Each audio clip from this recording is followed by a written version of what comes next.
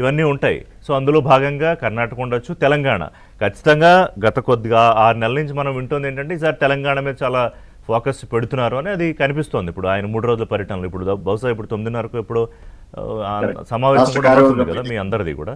So ఏంటి confidence ఏంటి ఇప్పుడు సామా చెప్పిన దానికి మీ కౌంటర్ ఏంటి? గుడ్ మార్నింగ్ అన్న, మీకు మా బ్రదర్ రామోహన్ కి అండ్ ప్రొఫెసర్ శేష్ గారికి ఏబిఎన్ వీక్షకి గుడ్ మార్నింగ్ తెలియజేస్తూ, ముందుగా మా బ్రదర్ రాముకి తన విశ్వాసానికి ఆత్మవిశ్వాసానికి జోహార్లు. ఎందుకంటే సరే 2.5 సంవత్సరాలు అయింది, మళ్ళీ ఇంకో 10 సంవత్సరాలు అధికారంలో ఉంటే ఆశపడడం తప్పేం లేదు, ఏ రాజకీయ పార్టీని ఆశపడతారు. కానీ ఇచ్చేది ప్రజలు, అధికారం ఇచ్చేది ప్రజలు కదా. ఇప్పటికే 22 రాష్ట్రాలలో భారతీయ జనతా పార్టీ తన ప్రోగ్రెస్ రిపోర్ట్ ని అద్భుతంగా చూపిస్తా ఉంది. ఒకసారి అధికారంలోకి వచ్చినాక మళ్ళీ తిరిగి రెండోసారి మూడోసారి అధికారంలోకి వస్తున్నటువంటి చరిత్ర భారతీయ జనతా పార్టీ చూడొచ్చు. ఇవాళ నార్త్ లో ఒక హిమాచల్ ప్రదేశ్ తప్ప కాంగ్రెస్ పార్టీ ఎక్కడుంది? మళ్ళీ సౌత్ కి వస్తే తెలంగాణ, కర్ణాటక, తమిళనాడు మిత్రపక్షంగా అంటే వాళ్ళ సపోర్ట్, కేరళ ప్రధానమైంది అనుకోండి, తమిళనాడులో మైనర్ పార్ట్నర్. ఎగ్జాక్ట్లీ. ఇప్పుడు తెలంగాణ అనేది gate way of south India అంటాము.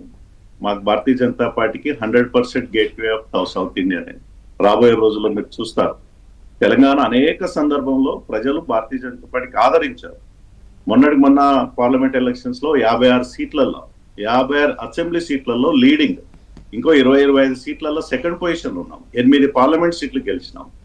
కాంగ్రెస్ పార్టీ ప్రోగ్రెస్ రిపోర్ట్ చూస్తే ఏంటంటే రేవంత్ రెడ్డి గారి కారణంగానే కాంగ్రెస్ పార్టీ ఇక్కడ అధికారంలోకి వచ్చింది. రేవంత్ రెడ్డి గారు లేకపోతే కాంగ్రెస్ పార్టీ శాశ్వతంగా అధికారంలోకి వచ్చే ప్రశ్న లేదు.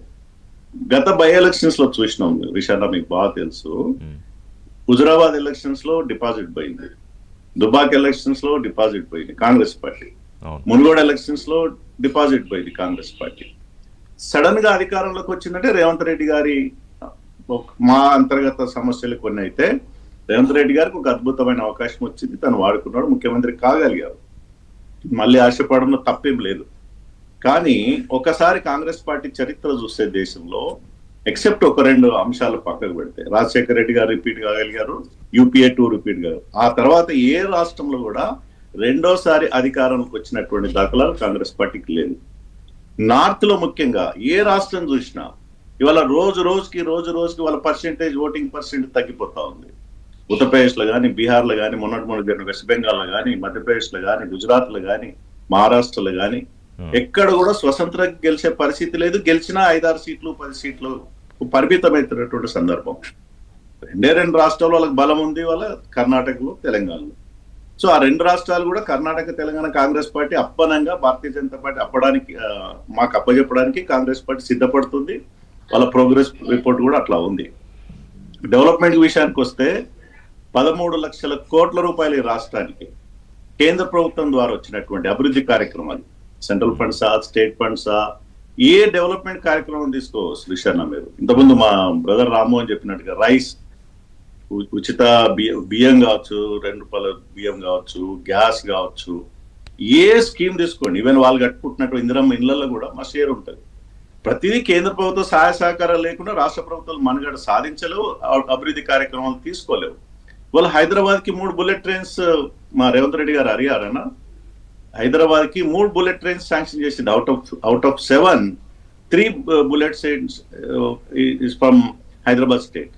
అది హైదరాబాద్ టు బెంగళూరు కావచ్చు, హైదరాబాద్ టు చెన్నై కావచ్చు, హైదరాబాద్ టు పూణే కావచ్చు, బాంబే కావచ్చు. అంటే ఇంకా భవిష్యత్తులో ఇంకా టైం పడుతుంది, బుల్లెట్ ట్రైన్ వెంటనే కాదు, కానీ శాంక్షన్ చేసి హైదరాబాద్ ప్రపోజల్ అద్భుతమైనటువంటి ఇంటర్నేషనల్ సిటీగా తీసుకుపోతుంది. రీజనల్ రింగ్ రోడ్ శాంక్షన్ చేసింది కదా, మెట్రో 2 సానుకూలంగా స్పందించి కదా మొన్నటి మీటింగ్ లో. అన్ని రకాలుగా తెలంగాణ ప్రభుత్వానికి అన్ని రకాల కేంద్రాలు సహాయ సహకారాలు అందిస్తా ఉంది, ప్రజలు గమనిస్తారు. కానీ రేవంత్ రెడ్డి అంటే మొన్న అంటే ఇద్దరు వీళ్ళు కలిశారు, కానీ ఆయన అసలు రాష్ట్రానికి అభివృద్ధి నిధులు రాకుండా అడ్డుకుంటోంది, ప్రభుత్వానికి ఎక్కడ మంచి పేరు వస్తుందో అని కిషన్ రెడ్డి అని ఆయన ప్రధానంగా విలన్గా చూపించారు. సరే ఈయన అపాయింట్మెంట్ అడిగితే వెళ్ళి తీసుకెళ్లారు, కలిశారు. మంచిదే, రాష్ట్రం కోసం కలవడం అనేది రాష్ట్ర ప్రజలకు ఎప్పుడు మంచిదే, జరగాల్సిందే. కానీ పొలిటికల్గా అది ఎంత డ్యామేజ్ చేస్తుంది అనేది ఒకటి. రెండోది ఒంటరి పోరే అని పదే ఎందుకు చెప్పుకోవాల్సి వస్తుంది విఠల్ గారు? 100% బార్. మీరేమో మా రామ్మోహన్ ఏం చేస్తాడు, ఇద్దరు ఒకటే అని ప్రచారం చేస్తాడు. మేము కాదని చెప్పుకోవాలి కదా. డెఫినెట్ గా కాదు. భారతీయ జనతా పార్టీ ఓ జాతీయ పార్టీ ఎవరితో పొత్తుండదు, స్వతంత్రంగా పోటీ చేస్తుంది. గత రాష్ట్ర చరిత్రలో ఏ రోజు కూడా ఎవరితో మేము అలయన్స్ లేము. కాంగ్రెస్ పార్టీకి ఇంకా చరిత్ర ఉంది, ఒకసారి బీఆర్ఎస్ తో కలిసి పోటీ చేసిన చరిత్ర ఉంది, టీడీపీతో కలిసి పోటీ చేసిన చరిత్ర ఉంది. తప్పు అలయన్స్లు తప్పు కూడా కాదు కదా, మీరు వేరే రాష్ట్రాల్లో అలయన్స్లు ఉన్నాయి కదా మీకు. ఉన్నప్పటికీ కూడా రాష్ట్రంలో మాకు బలంగా ఉన్నప్పుడు ఇంకొకటి అలయన్స్ ఎందుకు ఉంటుంది రిషాన్? ఓకే, మేమే అధికారంలోకి వచ్చే అవకాశం ఉన్నప్పుడు ఇంకొకరికి అలయన్స్ ప్రశ్న లేదు. స్వతంత్రంగా అధికారంలో రావడానికి అన్ని రకాలుగా ప్రజలు గమనిస్తా ఉన్నారు కదా. కాంగ్రెస్ పార్టీ బీఆర్ఎస్ పార్టీకి 10 ఏళ్ళు అవకాశం ఇచ్చారు, తెలంగాణ తెచ్చినటువంటి కాంగ్రెస్ పార్టీకి ఒకసారి అవకాశం ఇచ్చారు, ఇంకోసారి మాకు ఇవ్వాలి కదా. ప్రజలు కూడా ఆలోచిస్తారు, బాధ్యత కదా. సంపూర్ణంగా సుష్మా స్వరాజ్ నాయకత్వంలో పార్లమెంట్ లో తెలంగాణ బిల్లుకు సంపూర్ణమైనటువంటి మద్దతు ఇచ్చి, ఆ రోజు బీజేపీ మద్దతు లేకుండా తెలంగాణ బిల్ పాస్ కాదు కదా. ప్రజలు కూడా ఆలోచిస్తారు డెఫినెట్ గా. ఒకసారి బీఆర్ఎస్ కి ఇచ్చాం, ఒకసారి కానీ ఇప్పటిదాకా మీకు ఆ గ్రాటిట్యూడ్ తో మీకు పట్టుమని 10 సీట్లు కూడా ఇవ్వలేదు కదా, ఎమ్మెల్యే సీట్లు. పోనీ తెలంగాణ ప్రజలు అట్లా చూసుకున్నా, అట్లా అనుకుంటే పార్లమెంట్ లో దాదాపు 8 సీట్లు గెలుస్తాం కదా. సరే, నేను అసెంబ్లీ వరకు మాట్లాడుతున్నా. మీరు అసెంబ్లీ అంటే స్టేట్ ఎలక్షన్ లో మీరు అధికారంలోకి వస్తా ఉంటున్నారు కాబట్టి ఆ ఆస్పెక్ట్ లో మాట్లాడుతున్నా. మేము మొన్నటి ఎలక్షన్స్ లో మా పర్ఫార్మెన్స్ నిజంగా బాగాలేదు. 8 సీట్లలో మేము గెలిచినప్పుడు కూడా ఓటింగ్ పర్సెంటేజ్ 13.9 14% అనుకోండి. 15 అనుకున్నప్పుడు కూడా మా ట్రయాంగిల్ ఎలక్షన్స్ లో సాధారణంగా ఎవరొకరు ఎలిమినేట్ అవుతారు కదా. మమ్మల్ని ఎలిమినేట్ చేశారు అసెంబ్లీ ఎలక్షన్స్ లో. పార్లమెంట్ కి వచ్చేసరికి బీఆర్ఎస్ పార్టీని ఎలిమినేట్ చేశారు. 35% మీకు పార్లమెంట్ ఎన్నికల్లో ఓట్. అదే పార్లమెంట్ లో బీఆర్ఎస్ పార్టీని ఎలిమినేట్ చేసి మాకు అవకాశం ఇచ్చారు. రేపు రాబోయే ఎలక్షన్స్ లో ఫస్ట్ పార్టీ టాప్ ప్రయారిటీలో బీజేపీ ఉంటుంది హైయెస్ట్ సీట్లతోటి. సెకండ్ ఎవరో ఎలిమినేట్ కావాలి, సెకండ్ అండ్ థర్డ్ అనేది కాంగ్రెస్ బీఆర్ఎస్ చూసుకోవాల్సినటువంటి పరిస్థితి రాబోయే రోజులు వస్తుంది.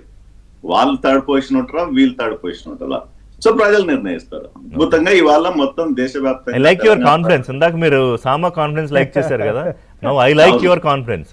అంటే మీరు 35-36% అసెంబ్లీకి షిఫ్ట్ అవుతుంది అంటున్నారంటే 14 to almost 36% అంటే. ఒక మాట రిషాన్, మీరు ఇంట్లో బాగా చెప్పారు.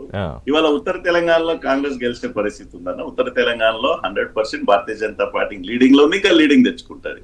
హైదరాబాద్ లో 100% బీజేపీ. మొన్న మేము గెలిచే అవకాశం ఉండే. ఎంఐఎం పార్టీ ఎక్కడ బీజేపీ గెలుస్తుంది అని చెప్పేసి 10-12 సీట్లల్లా టీఆర్ఎస్ కోటేసింది. కాంగ్రెస్ కోటేలో ఎంఐఎం పార్టీ. టీఆర్ఎస్ కింద సెన్స్ టీఆర్ఎస్ క్యాండిడేట్స్ కి మద్దతు ఇచ్చింది. హైదరాబాద్ లో టీఆర్ఎస్ క్యాండిడేట్స్ ఎంఐఎం సపోర్ట్ తోటి, కేవలం ఎంఐఎం సపోర్ట్ ద్వారా హైదరాబాద్ లో బీఆర్ఎస్ గెలిచింది. మా సీట్లు అవి దగ్గరకు వచ్చినాం, సెకండ్ పొజిషన్ నుండి. రేపు రాబోయే రోజుల్లో హైదరాబాద్ డిలిమిటేషన్ కాబోతుంది. డెఫినెట్ గా హైదరాబాద్ లో మేజర్ షేర్ మాకు ఉంటుంది, ఉత్తర తెలంగాణలో మాకు మేజర్ షేర్ మాకు ఉంటుంది. ఎంతో కొంత ఖమ్మం కానీ నల్గొండ కానీ ఇంకా మేము పుంజుకోవాల్సిన అవసరం ఉంది. మహబూబ్నగర్ లో కూడా చాలా బలంగా ఉంటాం. వరంగల్, ఖమ్మం, నల్గొండ కొంత పుంజుకుంటే అధికారం మాది కదా. డెఫినెట్ గా ఇవాళ ఆ మూడు జిల్లాలపైన, ఉమ్మడి జిల్లాలపైన ఫోకస్ ఉంది. రాబోయే రోజుల్లో మీరు చూస్తారు, బెంగాల్ తర్వాత 100% తెలంగాణలో gate way of south India అవుతుంది. భారతీయ జనతా పార్టీ రాబోయే రోజుల్లో కర్ణాటకలో ప్రూవ్ చేసుకోవాలి. కర్ణాటక రిజల్ట్ తెలంగాణ మీద చాలా ప్రభావితం చూపిస్తుంది. కర్ణాటకలో ఇప్పటికీ డిసైడ్ అయిపోయిందన్న. అంతేనా? కర్ణాటకలో భారతీయ జనతా పార్టీ ఇప్పుడు ఈ రోజు ఎలక్షన్స్ పెట్టినా బీజేపీ గెలుస్తుంది అక్కడ. Okay, let me take a short break. Sesh గారు, ఐ విల్ కమ్ బ్యాక్. ఒక బ్రేక్ తర్వాత టేక్ బ్రేక్.